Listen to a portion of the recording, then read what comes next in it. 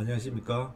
교통사업 예비 타당성 조사에 대해서 강의할 중앙대학교 사회기반시스템공학부 교수 김태환입니다.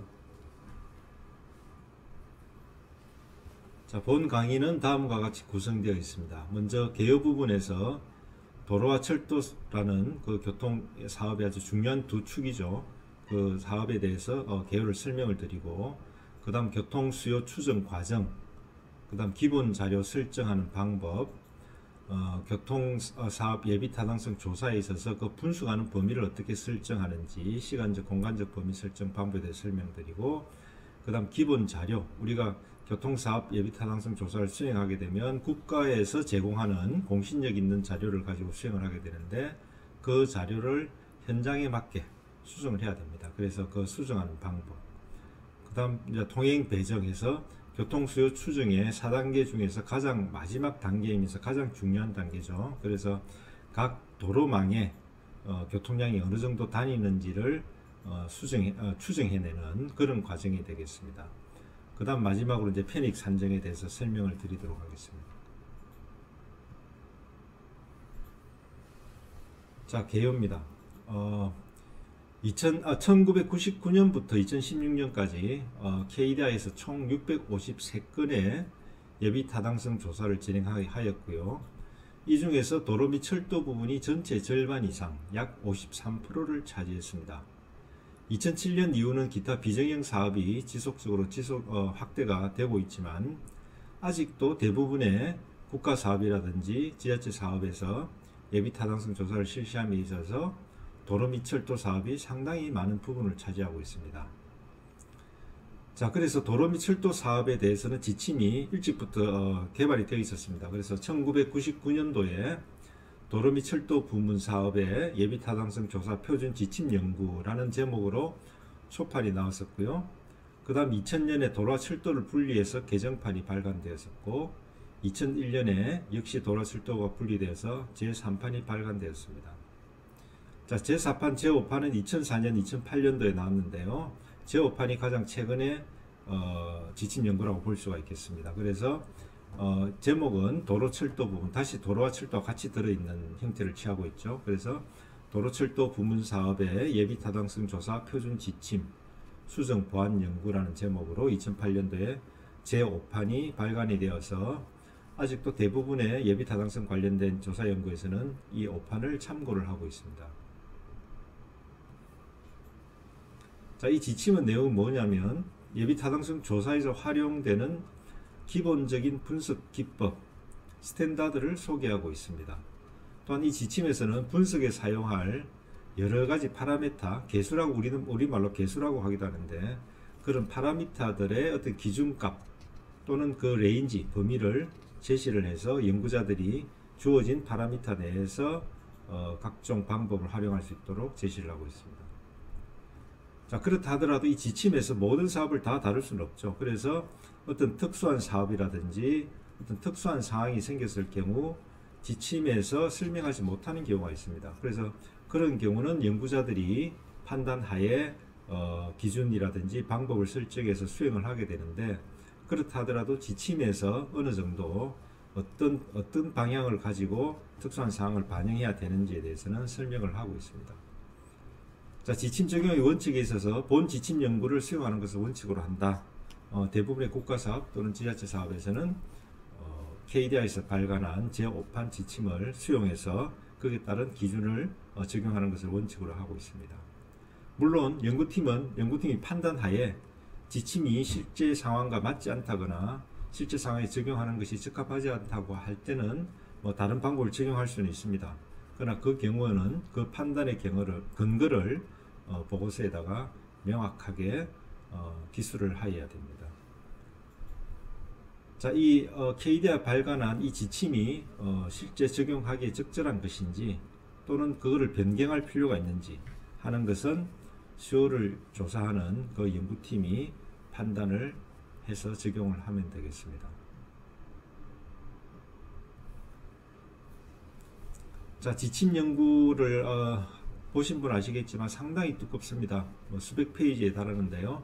그 내용은 1장에서 10장까지의 내용이 되겠습니다. 그래서 그 지침 연구의 1장 10장의 내용을 따라서 우리가 쭉 하게 되면 보고서를 작성하게 되면 그게 바로 예비 타당성 조사 보고서가 되겠습니다. 그래서 이 지침 연구에서는 예비 타당성 조사 보고서를 작성할 수 있는 그 순서대로 절차대로 어떻게 작성을 해야 되는지 아주 상세하게 설명을 해놨기 때문에 이 지침 연구를 잘 따라서 잘 수행만 하면 좋은 연구 보고서가 되겠습니다.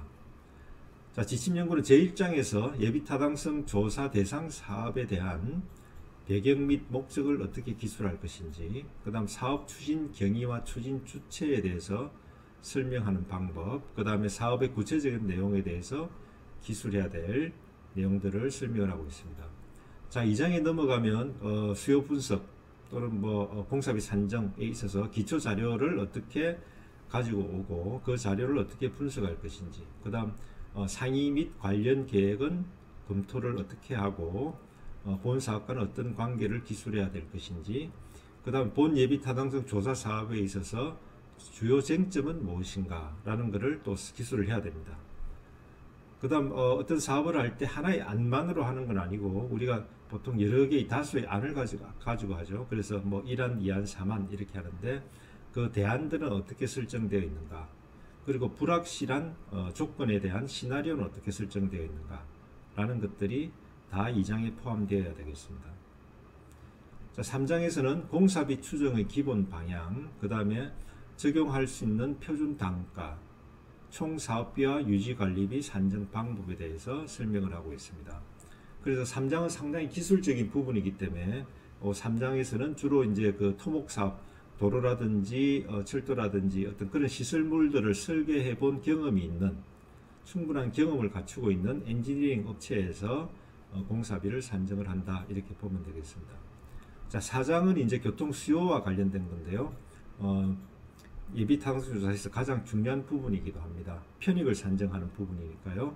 그래서 이 교통 수요와 관련된 부분은 교통 전문가들이 수행을 하게 됩니다. 자, 4장에서는 교통 수요 추정 과정, 어떤 과정을 거쳐서 교통 수요를 추정하는가, 그 다음 기본 전제 조건은 무엇인가, 기본 자료는 어떻게 설정하고 분석 범위는 어떻게 설정하는가, 그 다음 교통 수요 모형 및 정산 방법과 장래 교통 수요 추정 방법에 대해 설명하고 있습니다. 상당히 복잡한 내용들입니다. 내용들인데 어쨌든 이 강의에서 후반부에 좀 다루도록 하겠습니다. 그 다음 제5장은 편익 항목이 어떻게 선정되어 있고 그 편익 항목을 또 우리가 어떻게 계산을 하는가 라는 거와 그 다음 그 결과는 어떻게 제시를 하는가에 대해서 설명을 하고요. 제6장에서는 경제성 분석 방법 및 기준이 나와 있고 7장 재무성 평가, 8장 정책적 분석, 9장은 AGP, 10장 종합결론 이렇게 되어 있습니다. 아마 오늘 강의 말고 우리 키카에서 하는 다른 강의를 통해서 여러분들이 경제성 분석이라든지 재무성 평가, 정책적 분석 AGP 이런 게 대해서 자세하게 아마 강의를 들으셨을 겁니다. 그래서 오늘 강의는 이런 부분을 다루는 게 아니라 교통 부분에 대한 거니까요. 교통 수요를 어떻게 추정하는가, 이 제4장에 나와 있는 교통 수요를 어떻게 추정하는가 하고 그 제5장의 교통 부분에 있어서 편익 항목은 어떻게 구성이 되어 있는가 하는 부분에 초점을 맞추어서 강의를 진행하도록 하겠습니다. 이 교통이라는 게 아마 여러분 지금 이 강의를 듣는 여러분 중에 교통을 전공하신 분도 있고 전공을 안 하신 분도 계실 것 같은데요. 이 예비 타당성 조사를 수행하면서 하는 교통 수요 추정 과정, 모형, 정산, 장래 교통 수요 추정 방법 이런 것들이 상당히 복잡합니다. 이게 교통 관련된 과목 한두 과목 들어서 전체를 이해한다는 건 상당히 어려운 거고요. 한 2-3년에 걸쳐서 학부 또는 대학원 과정에서 계속 교통 관련 과목들을 듣고 이해를 하고 실습해보고 이렇게 해야 이 수요 추정 과정을 전 과정을 이해를 하는 거거든요. 근데 상당히 어려운 부분입니다. 그래서 그 어렵고 복잡한 과정을 오늘 이 2시간 내외 되는 강의 시간에 다 설명하기란 정말 어려운 얘기죠. 그래서 여러분들이 지금 강의를 듣는 여러분들이 교통 수요의 전문가라면 아마 이 강의를 들으실 필요는 없을 것 같고요. 교통을 한두 과목 들었거나 교통에 대해서 잘 모르시는 분들 위주로 이 수요 추정 과정이 어떻게 되는가라는 것을 최대한 간략하게 설명을 하도록 노력하겠습니다. 그렇다고 하더라도 아마 강의 내용 중에 좀 어려운 부분이 있을 수 있고 아마 이해가 안 가는 부분이 있을 수 있을 겁니다. 그거는 교통수요 추정하는 과정 자체가 너무 어려워서 이렇게 짧은 강의 시간에 강의 내용을 다 이해시키기 좀 어렵다는 것을 좀 이해를 해 주시고요. 다만 여러분들이 이제 아마 공무원분도 계시고 예비타당성 조사에 직관제도로 관계하시는 분들이 계실 텐데 이 교통 부분의 예비타당성 조사가 이런 과정을 거쳐서 교통수요가 추정이 되는구나 라고 개략적으로만 이해를 할 수 있어도 이 강의가 의미가 있다, 저는 그렇게 생각을 합니다. 그래서 좀 편안하게 강의를 들으시면 좋겠습니다. 자, 교통수요라는 말도 상당히 비전문가로서는 좀 어려운 얘기입니다. 자, 교통수요가 뭐냐면 교통시설, 이 교통시설이라면 우리가 철도라든지 도로, 지하철역도 마찬가지고요. 공항도 교통시설에 들어가고 항만 이런 것들이 다 교통시설에 들어갑니다. 그래서 교통시설이나 교통서비스라는 건 이제 실제 운행하는 거죠. 운수회사에서 버스 운수회사에서 버스를 운행하는 그게 교통서비스가 되고 서울교통공사에서 철도를 운행하는 그것도 교통서비스가 됩니다. 그래서 어떤 시설물이라든지 교통서비스로 구성된 교통체계, 트랜스포테이션 시스템이라고 하는, 그러니까 이 시스템은 시설과 교통서비스로 구성되어 있다. 근데 사실은 이제 그 교통체계를 이용하는 이용자도 포함이 됩니다. 그래서 그런 모든 걸 다 통틀어서 되어 있는 그 교통체계를 이용하는 규모, 그러니까 어느 정도 교통체계를 이용하냐라는 거죠. 그 양적인 면을 이야기하는데, 그래서 보통은 우리가 통행량으로 표시한다. 교통수요라는 것을 시간대 1시간에 몇 명이 통행이 이루어지는가, 또는 1시간에 차량이 몇 대가 다니는가 라고 하는 것을 우리가 교통수요라는 말로 표현을 한다는 거죠. 그래서 이 교통수요 예측이라는 것은, 예측이라는 것은 장래를 이야기하니까 현재의 교통수요는 우리가 가서 관측을 하면 됩니다. 예를 들어서 강남대로 가서 우리가 사람이 가서 강남대로상에서 1시간에 몇 대가 지나다니는가를 카운트를 하면 그게 현재의 교통수요가 되는 거죠. 근데 이제 장래의 교통수요, 그러니까 2050년의 교통수요가 2050년에 강남대로에 차량이 몇 대가 지나다니겠는가 라는 것을 예측을 하는, 그게 이제 장래의 교통수요 예측인데 이게 이제 쉽지가 않다는 거죠. 그래서 이 장래 교통수요 예측을 하는 방법을 교통하는 학자들이 몇십 년 동안 계속 이렇게 여러 가지 방법들을 개발을 했었고, 그 방법 중에 우리가 가장 많이 쓰는 게 4단계 교통수요 추정이다라는 겁니다. 4단계라는 것은 통행 발생, 통행 배분, 수단 선택, 노선 배정, 이렇게 4단계로 나누어서 먼저 1단계를 하고요. 통행 발생 단계에서 산정을 하고, 그 다음 통행 배분을 거치고, 그 다음 수단 선택이 어떻게 이루어지는지, 그 다음 노선 배정이 어떻게 이루어지는지, 그렇게 해서 최종적으로 우리가 특정 링크라는 것은 가로를 이해하면 되겠습니다. 그래서 특정 도로 구간의 교통량이 장래에 몇 대가 다닐 것인가 라는 것을 산정해 내는 것입니다. 그래서 이 교통수요 예측은 다음과 같은 아주 수많은 사례에 활용이 됩니다만, 주로 활용이 되는 게 장래 교통시설의 계획. 요거는 뭐냐면, 예를 들어서 현재는 도로가 없지만 장래에 2030년에 우리가 A 도시와 B 도시를 연결하는 도로를 계획을 한다. 그럼 이 도로를 왕복 4차로로 할 것인지 왕복 6차로로 할 것인지 결정을 해야 되는데, 4차로인지 6차로인지 결정하는데 가장 중요한 게 통행량이거든요. 그래서 2030년에 A와 B 도시, 우리가 도로를 건설했을 때 그 도로를 이용할 교통량이 얼마가 될 것인가 라는 것을 우리가 수요 예측을 해야 되겠죠. 그래서 그런 부분에 교통수요 예측이 활용이 된다라는 거고요. 그 다음 이제 교통시설의 공급 및 교통정책의 효과평가라고 해서 어떤 시설을 공급하는, 아까 말씀드린 도로를 건설하거나 철도를 건설하는 그런 공급도 있고요. 그 다음 교통정책이라고 해서 우리가 교통수요를 줄이기 위한 정책, 공급을 확대하기 위한 정책, 여러 가지 정책들이 있습니다.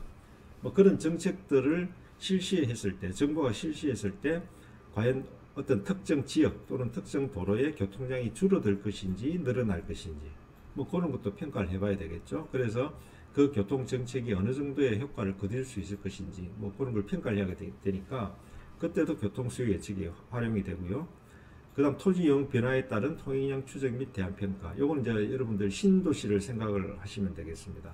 새로운 신도시, 뭐 지금 3기 신도시가 활발히 추진이 되고 있으니까 예를 들어서 3기 신도시가 새로 들어섰을 때 3기 신도시 주변에 있는 도로망의 통행량이 어느 정도 늘 것인가, 또는 3기 신도시를 개발함에 따라서 새로운 철도라든지 도로를 건설했을 때 그 철도와 도로를 통행하는 통행량은 어떻게 될 것인가, 뭐 그런 거에 대해서 우리가 평가를 할 때 교통수요 예측이 또 활용이 된다라고 보게 되겠습니다.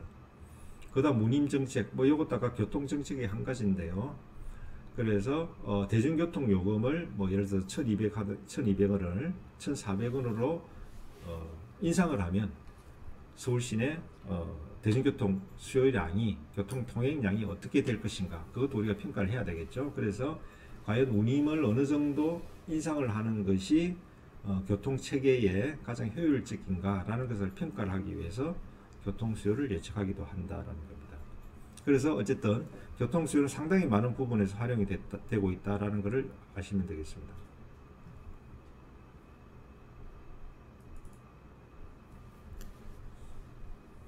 자, 교통수요 예측 과정인데요. 교통수요 예측은 일단 기준 연도에 대한 조사에 바탕을 둡니다. 그래서 우리가 예를 들어서 2030년에 교통수요를 예측하고 싶다라고 하면 가장 최근의 연도, 그러니까 2020년인데 사실 2020년은 자료들이 많지 않죠. 인구 자료라든지 뭐 차량 자료 이런 것들이 확정된 공식된 자료들이 없기 때문에 그런 경우에 보통 2019년 말을 기준으로 해서 네트워크라는 걸 이제 도로망을 생각하시면 되겠습니다. 지금 오늘 강의는 철도보다는 도로 위주로 강의가 이루어질 겁니다. 철도는 사실 도로가 더 복잡하고요. 철도에 대한 예비타당성 조사는 뭐 그나마 철도보다는 도로가 조금 간단하기 때문에 일단 도로 사업에 대해서 설명을 하신다고 보면 되겠습니다. 그래서 이 기준연도의 네트워크라는 건 이제 도로망을 이야기하고요. 그 다음 통행량을 우리가 보통 교통하는 사람들이 OD라고 하는데, O는 오리진이고요. D는 데스티네이션입니다. 그래서 출발지와 도착지를 각 존으로 나눠서 우리나라 예를 들면 우리나라 대한민국 전역이면 전역을 한 250개 존으로 나눠서 이 구역을 나눈다는 거죠. 그래서 250개에 해당하는 출발지와 250개에 해당하는 목적지, 도착지를 각 페어가 있죠. 페어가 있어서 그 페어마다 통행량이 얼마인지 라는 것을 조사한 자료가 있습니다. 그래서 그 조사한 자료, OD 조사 자료라고 합니다. 그래서 OD 조사 자료와 네트워크를 두 개를 가지고 기준 연도를 가지고 우리가 정산을 합니다. 잘 이렇게 실제 현재 우리가 관측된 각 도로 구간에서 관측된 교통량과 우리가 기준 연도의 네트워크와 OD를 프로그램에 넣어서 돌려가지고 프로그램 상에서 각 도로 구간에서 교통량이 얼마다라고 나와 있는 그 프로그램상 결과하고 실제 우리가 관측한 각 도로 구간의 교통량하고 그게 잘 맞아 떨어지도록 우리 아까 파라미터라고 했죠. 파라미터를 조정하고 뭐 이렇게 해서 잘 맞춥니다. 프로그램이 돌아가는 그 모형과 실제 교통량을 잘 맞춘 다음에 그걸 가지고 나중에 2030년도에 토지 이용이라든지 사회경제지표를 적용을 해서 2030년도에 각 구간의 링크별로 교통량이 어느 정도가 될 것인지를 예측하는 거죠. 그게 이제 교통수요 예측 과정이 되겠고요. 뭐 아마 지금 설명은 좀 복잡할 겁니다. 근데 요거 뒷부분에 계속 들으시면 좀 이해를 하실 수가 있을 거라고 생각을 합니다. 그래서 교통수요 예측 과정은 정확해야 되겠다. 그래서 그 정확하기 위해서는 기초 자리가 정확해야 되고 수요 추적 모형이 정확하게 맞아야 되는데 사실 모형이라는 것은 우리 현실을 좀 모사를 하긴 하지만 100% 정확하게 할 수 있는 모형은 없죠. 그래서 그 모형 자체가 한계를 가지고 있다는 거고, 그 다음 사회경제지표가 또 변화가 됩니다. 우리가 예상한 뭐 장래의 사회경제지표가 이렇게 되리라고 예상을 했는데 그 또 다르게 흘러갈 수가 있는 거죠. 그다음 교통 정책이 변화가 되고 뭐 통행량의 시공간적 변화, 뭐 이런 정확도에 영향을 미치는 요소는 무수히 많습니다. 그래서 이런 요소들이 계속 우리가 예측한 그 장래의 교통 수요와 맞지 않는 결과들을 가지고 오는데 그 양이 적지는 않습니다. 그래서 교통 수요 예측은 보통 한 20에서 30% 에라 정도가 나면 뭐 어느 정도 잘 되었다라고 인정할 정도의 오차율을 갖고 있습니다. 일반 공학은 다르죠. 일반 공학은 기계공학이나 토목이라든지 이런 부분들은 계산을 하면 그 결과들이 정확하게 맞아야 됩니다. 소수점 몇 자리까지. 그런데 교통수요는 그렇지가 않습니다. 교통수요는 약간 인문사회적인 요소도 들어가고 정책적인 요소도 들어가고 하기 때문에 그게 계속 변하는 거죠. 계속 변하기 때문에 우리 예측한 결과가 정확하게 맞아떨어지지 않는다라는 겁니다. 그래서 한 20에서 30%의 오차는 인정을 하고 있다라는 겁니다.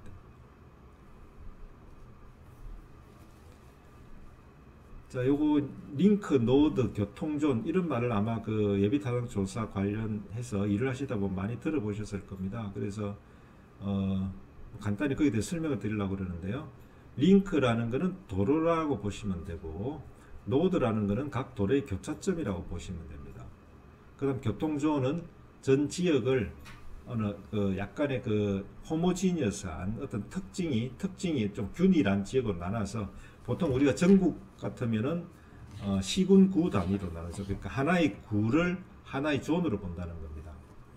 그래서 예를 들어서 250개 존이라 그러면 전국을 250개 존으로 나누어서 모든 그 한 개의 존에서 발생하는 모든 통행량은 한 개 존의 중심에서 발생을 한다 라고 보는 겁니다. 간략화시킨 거죠. 왜냐하면 전국의 모든 그 우리가 인구가 한 5천만이 될 텐데 그 인구 5천만 되는 인구들의 움직임을 우리가 다 이렇게 설명을 할 수는 없으니까 하나의 구로 존을 나누어서 그 주에서 발생하는 통행량이 뭐 하루에 예를 들어서 10만 통행이 발생한다라고 하면 그 구의 중심에서 10만 통행이 나온다라고 우리가 단순화시킨다는 거죠. 그래서 그걸 존이라고 그러고요. 링크라는 것은 도로 구간을 이야기합니다. 그래서 도로 구간이 있고 그 다음 도로가 지나가다 보면 교차점이 있죠. 그래서 그 교차점은 노드라고 본다라는 겁니다. 그래서 전체 도로망을 링크와 노드로 표현한다. 하나의 쭉 직선하고 그 다음에 직선과 직선이 만나는 점, 그렇게 노드로 표현한다라는 겁니다. 그래서 왼쪽 그림에서 보시는 바와 같이 지금 고속도로가 양방향으로 분리가 되어 있으면 이렇게 두 개의 선으로 표현이 되어 있고요. 요 밑에 일반도로가 이렇게 가는데 그 도로는 이렇게 또 하나의 선으로 이렇게 연결이 되어 있습니다. 그런데 지금 여기가 교차를 하지 않죠. 입체니까 교차가 없습니다. 그래서 여기는 노드가 없이 선으로만 이렇게 연결해서 이걸 표현한 거고요. 요거는 시가지 도로인데 일반 도로 이걸 이제 보통 일반 도로는 양방을 분리를 하지 않거든요. 그래서 하나의 선으로 표현하고 요 교차점, 요 일반 도로에서 단지 내로 들어가는 요 교차점을 노드로 표현해서 여기서 선을 하나 따오고 그 다음 여기서 지금 보시면 요 도로가 요렇게 있고요. 요렇게 도로가 연결되어 있죠. 그래서 여기 하나의 교차점입니다. 교차점 두 개가 생기고 이렇게 링크 하나가 생기는 뭐 이렇게 해서 표현한다라는 거죠. 그러니까 이 좌측에 있는 이 그림을 우리가 우측에 선과 점으로 표현을 한다라고 보면 되겠습니다. 이것도 마찬가지입니다. 로타리인데요. 로타리에 지금 이렇게 오지로 되어 있죠. 그래서 이 오지 로타리를 선으로 이렇게 연결하고 로타리 중심을 하나의 점으로 연결하고 지금 요거는 고속도로인데 고속도로의 이 램프라든지 이런 것도 다 이렇게 링크와 노드로 이렇게 표현이 되어 있습니다.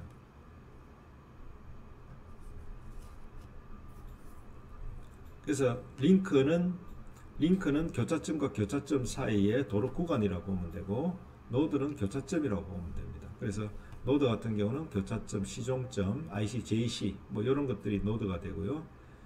링크는 또 이런 속성을 가지고 있습니다. 링크가 도로 구간이니까 몇 차로인지, 그 다음에 링크의 제한 속도는 얼마인지, 일방 통행인지 아닌지, 도로 번호는 고속국도 뭐 1번, 100번 뭐 이렇게 나가죠. 그럼 도로 번호에 대한 거, 도로 등급에 대한 거, 도로 이름에 대한 거, 뭐 이런 것들이 다 링크의 속성이 되는 거고요. 요건 이제 노드의 속성이 되겠죠. 그래서 이 링크와 노드의 속성이 디지털화돼서 컴퓨터 프로그램에 들어가는 겁니다. 자, 교통존이라는 건 아까 말씀드렸겠지만 이 넓은 지역에 사람 한 명 한 명의 모든 그 통행을 다 다룰 수가 없으니 그거를 이렇게 나눠서 지금 요거는 이제 흑석동을 하나의 존으로 본 겁니다. 우리가 수도권이라 해서 서울 경기도 있는데 수도권은 보통 한 1020여 개의 존으로 나누죠.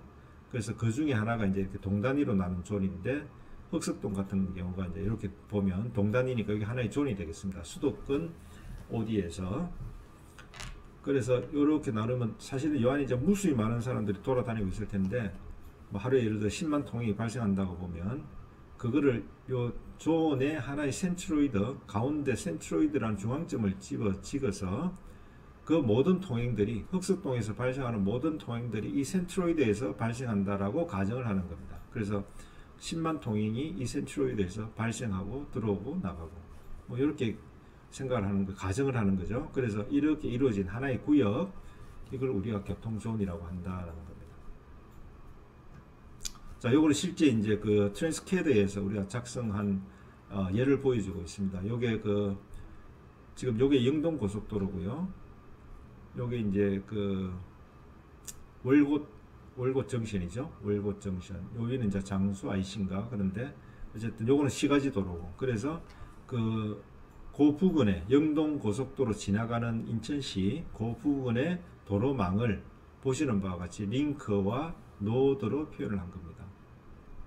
다 링크 노드로 표현되어 있죠. 그 다음에 존은 여러분 보이지는 않는데 지금 여기서 이렇게 하나의 존으로 형성이 되어 있습니다. 그래서 지금 요게 아까 말씀드린 센트로이드죠.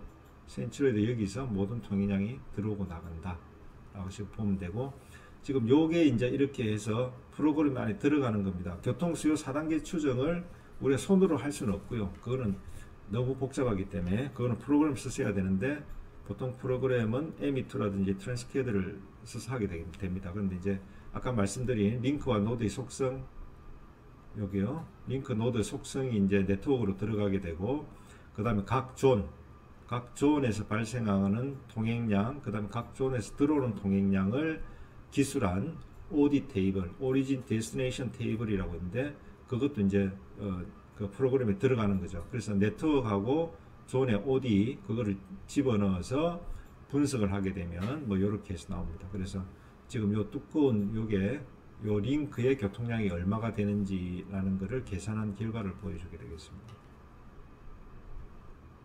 아까 말씀드린 4단계 추정 방법은 통행 발생, 분포, 수단 선택, 통행 배정, 노선 배정이라고 하게 됩니다. 이런 과정을 거친다는 거고요. 지금 발생, 분포, 수단 선택까지는 우리 국가기관에서, 그러니까 전국구 자료는 한국교통연구원에서 하고요. 이 뒤에 아마 나올 겁니다. 네. 전국권 자료는 한국교통연구원의 국가교통DB센터에 있는 KTDB를 우리가 활용을 하면 됩니다. 그리고 이제 수도권, 서울과 경기도라는 수도권에는 수도권 교통본부에서 제공하는 수도권 교통분석 기초 자료를 하면 되고요. 그래서 요거는 예를 들어서 KTDB 같은 경우는 한국교통연구원에서 통행 조사를 해서 실제 사람들의 이동이 어떻게 되는가를 조사를 해서 이 자료를 만듭니다. 그런데 이 자료는 어디까지 되어 있냐면 수단 선택까지 되어 있습니다. 발생 다 조사하고 분포 조사하고 수단 선택까지 다 조사를 해서, 수단 선택이라는 것은 승용차에 대한 OD, 발생량, 도착량, 그 다음에 버스에 대한 OD, 그 다음 철도에 대한 OD, 이런 거를 다 만들어서 KTDB에서 제공을 합니다. 제공을 하고, 이건 현재 자료뿐만 아니라 장래 자료까지, 요 뒤에 또 설명이 있겠는데, 코티에서 장래 자료까지 다 해서 발생, 분포, 선택까지 다 해서 다 제공을 하니까요. 우리 예비 타당성 조사하는 분들은 그 코티 자료를 받아서 통행 배정만 하면 됩니다. 노선 배정만 하면 되기 때문에 어찌 보면 좀 단순하다고 할 수 있겠습니다. 그래서 오늘 다루는 내용도 발생, 분포, 수단 선택은 다루지 않고요. 통행 배정에 대해서 주로 설명을 드리도록 하겠습니다. 자, 이게 지금 OD 테이블을 나타내는데요. 우리가 존이 A, B, C, D 4개 존이 있고 또 동일한 A, B, C, D 존이 4개가 있으면 통행 발생 과정에서는 A존에서 발생하는 총 통행량이 얼마더라, B에서 발생하는 게 얼마가 발생하고 C에서 얼마가 발생하고 D에서 얼마가 발생한다. 얘가 발생해서 예를 들어 C에서 36통행이 발생해서 A, B, C, D로 가겠죠. B도 마찬가지고. 그러면 A로 도착하는 통행량은 39, B로 도착하는 건 34, 40, 38 이렇게 해서 각 존에서 발생하는 총 교통량과 각 존으로 도착하는 총 교통량을 산정하는 요 셀을 채우는 과정, 그게 통행 발생 단계입니다. 그 다음 요게 나오면 그 다음에 A에서 발생한 총 40대가 B, C, D로 몇 대씩 갈 것인가 해서 요 안에 있는 셀, 요걸 셀을 채우는 과정이 통행 분포 과정이고요.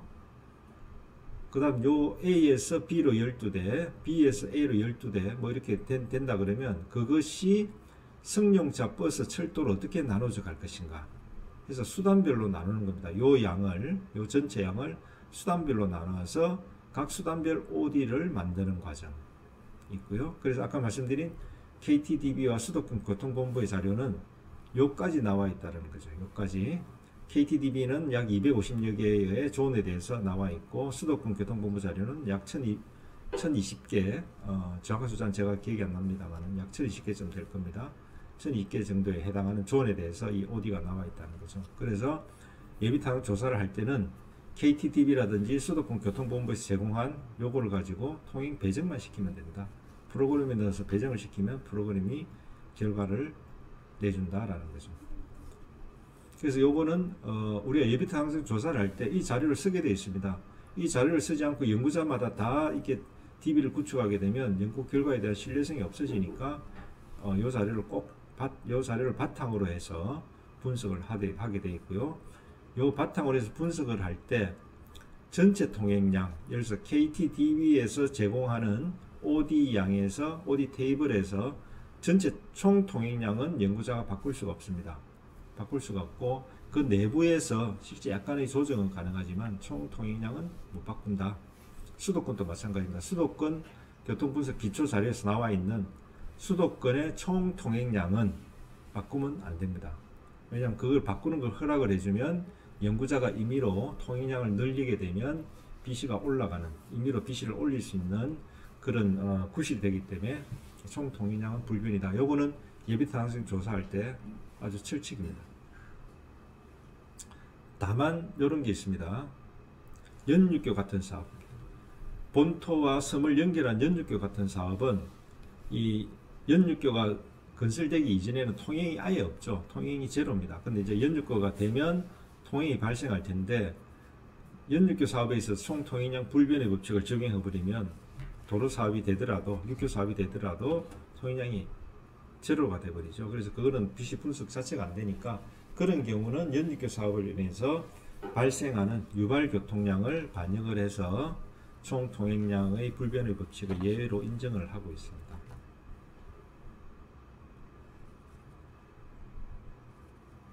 자, 그래서 아까 말씀드린 대로 발생, 배분, 수단 선택 과정에서는 국가기관이 구축하는 현재와 장래 수단 OD를 사용을 한다 라고 하고, 그 다음에 도로 사업할 때 철도 사업으로부터의 전환 교통량은 미미하다.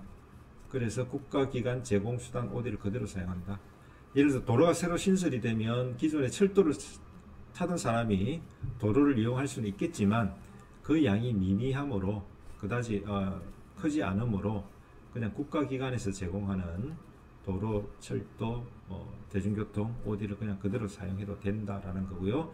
다만 대규모 도로 사업 시는 철도로부터 전환교통량을 산정 가능하다. 그러니까 이것도 연구자가 판단을 해서 국가기관에 제공하는 수단 OD를 그대로 사용하는 것이 적합하지 않다라고 판단이 될 때는 전환교통량을 산정해서 따로 수단 OD를 만들 수도 있다라는 것.